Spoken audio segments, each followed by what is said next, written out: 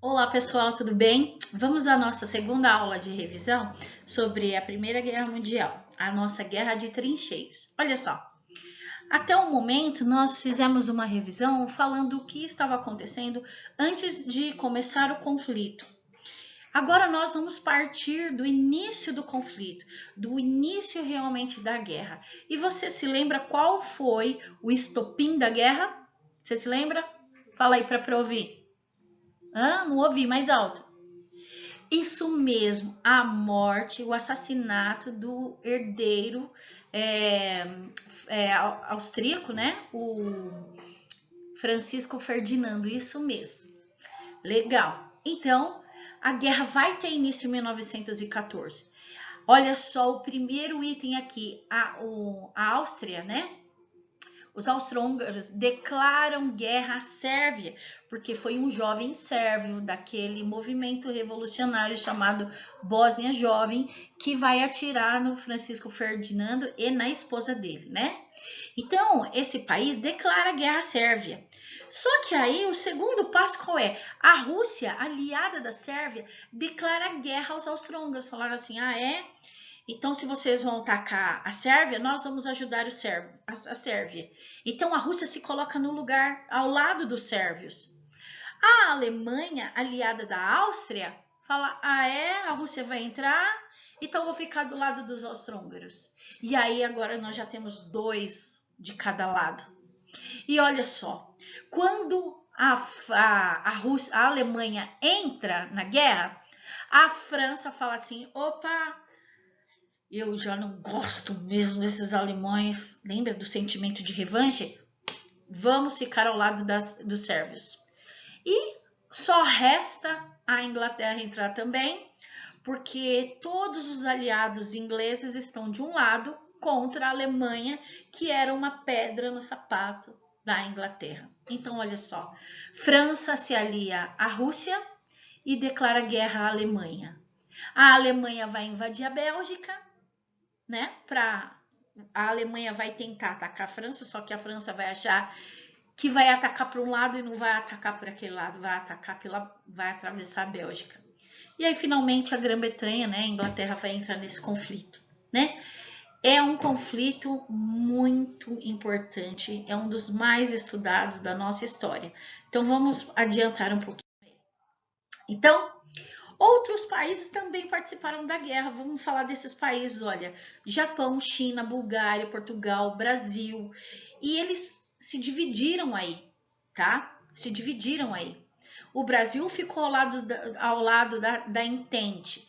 A Bulgária, por sua vez, ficou ao lado das potências centrais, tá?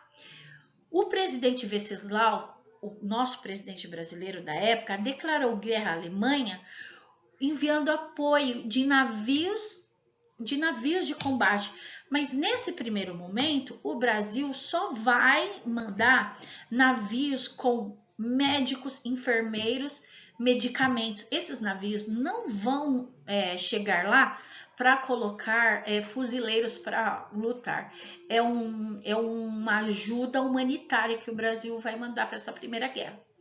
Olha só, isso em 1917. Em 1917, vai acontecer que os Estados Unidos vai sair da neutralidade.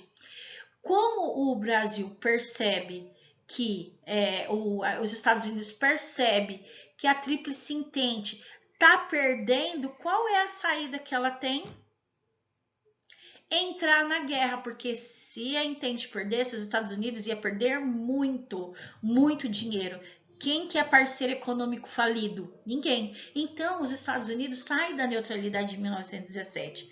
Só que em 1917 também, se os Estados Unidos entram, a Rússia sai, porque estava passando por uma guerra civil interna. Então, ou cuidava da guerra civil interna, ou partia para, ou ficava nessa guerra mundial. Então, os russos saem e os americanos entram. E entram com muito armamento, com muitos recursos, muitos soldados e desequilibra essa guerra.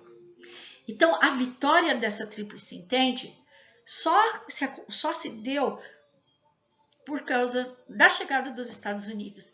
Então, essa vitória gerou um sentimento de revanche dos alemães. Sabe por quê? Porque essa guerra ela foi muito penosa para os alemães. E esse sentimento de revanche, principalmente contra os franceses, e vocês vão entender por quê, vai acender a Segunda Guerra Mundial. Vamos aí um pouquinho aí na frente. Paz com vencedores. Quando a guerra acabou em 1918, qual que era o objetivo? Determinar agora quem ganhou e quem perdeu. Os Estados Unidos, interessado nas relações comerciais com todo mundo, fez uma proposta. O presidente Thomas Wilson, ele fez uma proposta chamada de 14 pontos de Wilson. Nesta proposta, não haveria nem vencedores e nem perdedores. Cada um, não ia haver indenizações, cada um ia pegar o seu prejuízo pelo braço e ia resolver o seu prejuízo. E os Estados Unidos estaria disposto a oferecer empréstimo, né, para a recuperação dessas nações. Só que França e Inglaterra não aceitaram esse tratado de 14 pontos de Wilson. Falaram, não, nós ganhamos e nós queremos indenização pelos prejuízos que nós tivemos. E aí, franceses e ingleses criaram um tratado chamado Tratado de Versalhes. Esse tratado tinha um nome lá daquele Palácio de Versalhes. Olha os franceses dando o troco nos alemães. O que era esse Tratado de Versalhes? Vamos ver.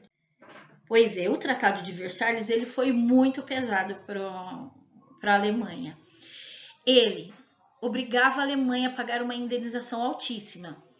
Diminuía o exército, o potencial bélico, a marinha mercante e, por último, eles perderam as poucas colônias que tinha para os ingleses e os franceses. Olha, ele foi tão pesado que ele não foi cumprido por muito tempo. Mas não sobrou só para a Alemanha, não. Sobrou também para os outros impérios. Vamos ver? Tratado de Saint-Germain pôs fim ao Império Austro-Húngaro e dividiu ele em alguns países. Quais?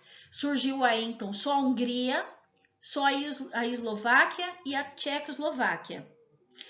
No Tratado de Sèvres, pôs fim ao Império Turco-Otomano e algumas regiões desse império foi dada como colônia para os ingleses e os franceses. O Tratado de Trianon separou definitivamente Hungria e Áustria. Olha o quarto país surgindo aí, a Áustria, tá?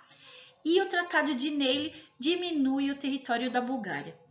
Esses tratados mexem com a questão territorial, mas também diminui o poder armamentista e de exército desses países. Foi muito duro, não é?